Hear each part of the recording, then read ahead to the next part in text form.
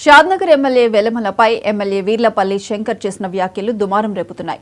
ఇక దీనిపై ఎమ్మెల్యే మాధవరం కృష్ణారావు స్పందించారు. ఎమ్మెల్యే వీర్లపల్లి శంకర్ పై సీరియస్ అయ్యారు. ఎమ్మెల్యే వీర్లపల్లి శంకర్ పై వెంటనే చర్యలు తీసుకోవాలని డిమాండ్ చేశారు. శంకర్ మొదటి నుంచి అహంకారపూరిత ధోరణితో మాట్లాడుతున్నారని మండిపడ్డారు. కులాల మధ్య ఎమ్మెల్యే ఈ రకమైన మాటలు మాట్లాడినా కాంగ్రెస్ పార్టీ స్పందించలేదని మండిపడ్డారు. శంకర్ పై చర్యలు తీసుకోవాలని పీసీసీ అధ్యక్షుడికి సీఎం రేవంత్ రెడ్డికి డిమాండ్ చేస్తున్నానన్నారు. ఏదైనా జరిగితే రేపు ప్రభుత్వమే బాధ్యత వహించాలని డిమాండ్ చేశారు. మరోవైపు కూకట్పల్లి పోలీస్ స్టేషన్లో ఎమ్మెల్యే శంకర్ పై వెలమ సంఘం ఫిర్యాదు చేసింది. దీంతో వెలమల్లో వీర్లపల్లి శంకర్ దూషించారన్న వివాదం పోలీస్ స్టేషన్ వరకు చేరింది.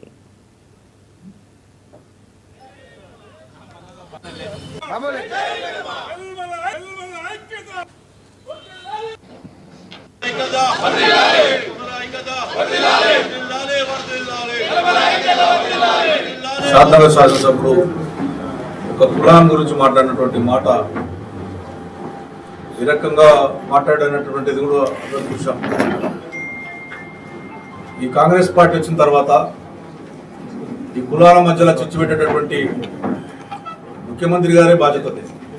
ఎందుకంటే నల్లగొండ జిల్లాలో కాంగ్రెస్ పార్టీకి సంబంధించినటువంటి ఎమ్మెల్సీగా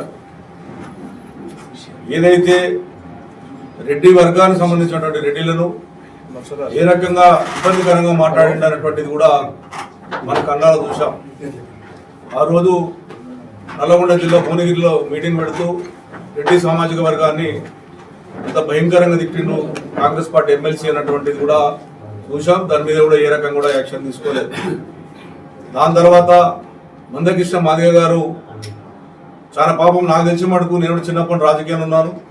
30 సంవత్సరాల నుంచి మందకృష్ణ మాదిగ గారు పోరాటం చేసి వర్గీకరణ మీద పోరాటం చేసి అదేవిధంగా శాసనసభలు కానీ పార్లమెంట్లో ఒప్పించి అలా కులాలకు వర్గీకరణ చేయాలని అన్ని శాసనసభలకు ఇప్పుడున్నటువంటి కాంగ్రెస్ పార్టీలో ఉన్నటువంటి అందరం కూడా కేసీఆర్ గారి నాయకత్వంలో వర్గీకరణ కావాలని చెప్పి అందరము తీర్మానం చేసి కేంద్ర ప్రభుత్వం పంపడం, మరి న్యాయస్థానం ట్రిపుల్ బెంచ్ న్యాయస్థానం కూడా వాళ్ళకు అనుకూలంగా భావిస్తే అది కూడా మనము మందకృష్ణ ఆధ్వర్యంలో పెద్ద ఎత్తుగా వర్గీకరణ కూడా కోర్టు ద్వారా న్యాయపరంగా వచ్చింది.